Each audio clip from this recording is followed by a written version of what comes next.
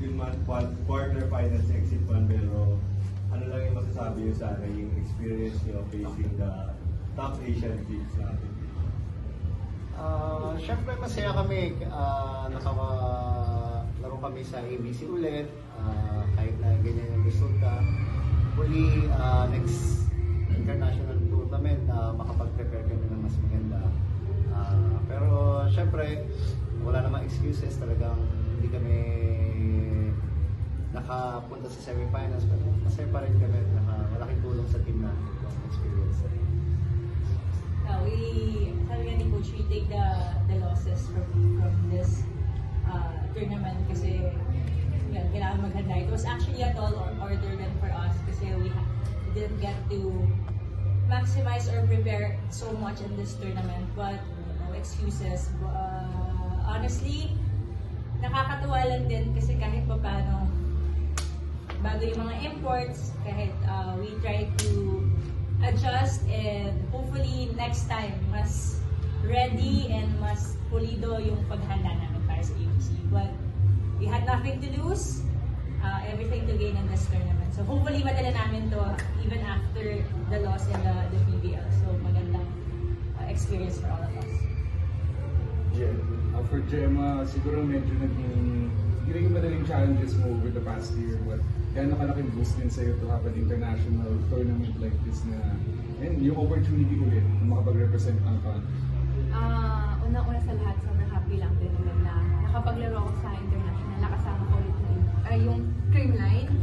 Ayan, so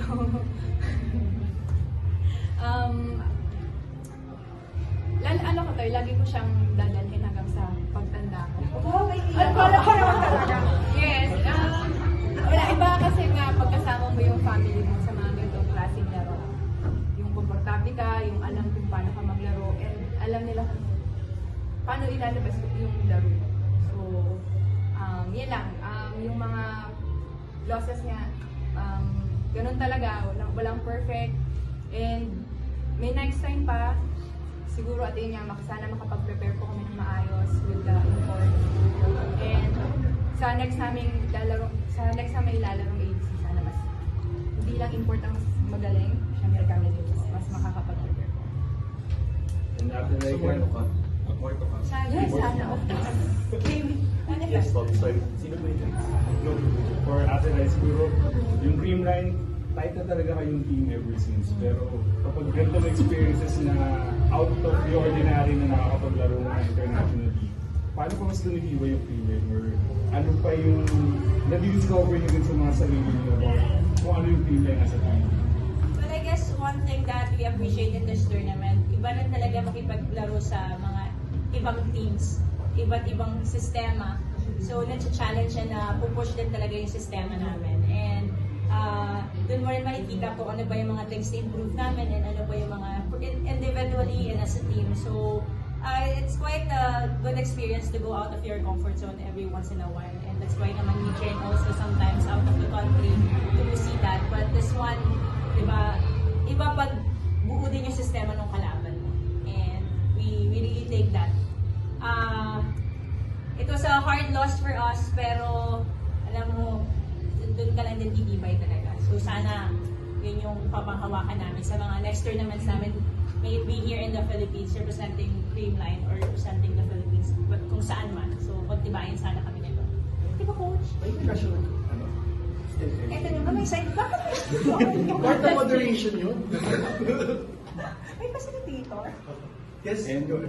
Coach, moving forward after this yung enforced conference ng PBA, after seeing the two of us, Anastasia and Erica, may hirap ba sa pagpili kung sino yung kukunin yung import for enforced, or may napipisil na ba kayo kung sino?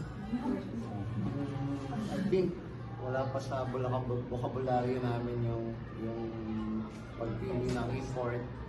Ang focus lang namin after nito ABC is makarest talaga ang mga players namin. So, marami pa kasi, medyo matagal pa kasi yung reinforcement.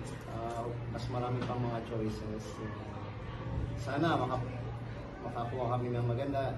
Kung available man yung gusto namin is makuha namin. Especially Erica, kung makuha namin si Erica, available siya sa cover. So, yun. Yes. Yes.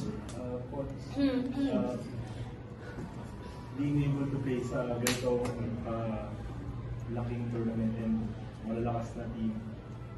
Creamline dominant sa PBL, pero what would you say sa experience mo na makasama yung team sa international naman ng mga kalaban yung kahapon? Ayan, unang-unang sobrang grateful din talaga ako sa opportunity na makapaglaro ngayon. Sabi ko nga nung first time ko na mag-represent ng Philippines sa indoor. Wow. And kasama ko pa yung iyak na siya! And kasama ko and kasama ko pa yung Creamline. Yun, sobrang in-enjoy ko lang talaga yung moment na lalaro ako sa loob.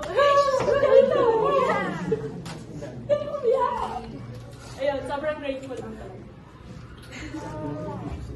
Kaya pala may t-shirt pa. He's preparing for the national. Any more questions? Oh! Yes, wala mo iiyak ka. MVP ba to? Hindi yung losses. Hindi siya kaway nila.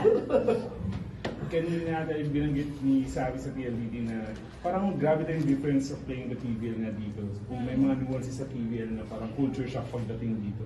So para sa'yo, parang may paninibago pa ba competing yung after 6 months sa PBL, biglang ibang klaseng competition naman in 3 days, in 4 days? Well, So, I think technically in the PBL, we have time to study all the opponents mas matagal. In this tournament, hindi mo rin alam kung sino ipapasok or ano yung team na ipapadala. So, may gulatan factor. But I think that's the beauty of this ABC tournament. Yung you play with your feeling kasi yun yung you play yung depende sa sitwasyon. So, yun din yung isa sa mga things na magaling din naman yung mga coaches namin yung kung ano yung decision making nila pagdating sa mga crucial na sitwasyon. So, in terms of those kind of mga pagbabago, I think we just have to take it talaga.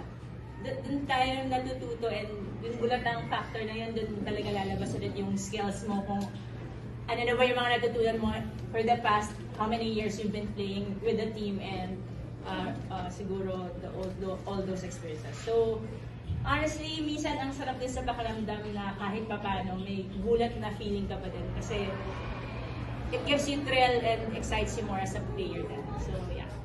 Stop ko ng Coach, may question ako, connection dun sa Bakit naman ikaw? Wala naman dito! Ay, part siya ng work. Hindi, Coach, kasi at some point, you almost had an all-Filipino squad inside. Si Colombo hits lang yung naiwan. Because nag-double sub at Aya and ano. Was that part of the plan or is it all part of the trust with the system? Yung sistema mo is the defense? Actually, yung game kasi hindi mo masabi kung sino yung nasa loob kasi syempre yung iba nagpa-perform nila maganda, siguro yung nabilis ang adjustment din lang, pero sa tingin ko talagang kinapos kami sa game na to. Hopefully maging lesson din sa amin, pero happy kami kasi syempre laging may international sa Philippines, tumataas yung level ng mga teams, so sana yung Creamline, tumaas pa lalo yung level, makasabay sa mga international na sa volleyball, so makasabay kami doon. On last. Ay, Eliza, yung sa PBL or Filipino, Petrogas yung laban bukas, sila na lang yung nakita ng team for that. Ano lang yung magiging parang words of encouragement sa Well, we root for all the Philippine teams representing our country definitely, and isa lang sila sa mga teams na last na yun nga mag-represent. So we're gonna support them and cheer for them then. And yes, go Petrogas. We're all And deserve talaga nila maiwan yes. siguro. Yes. So cheer na lang. Wow, we cheer for all of them. Let's go. Alam kami sa TV. Yes. No more. Yes. Yay!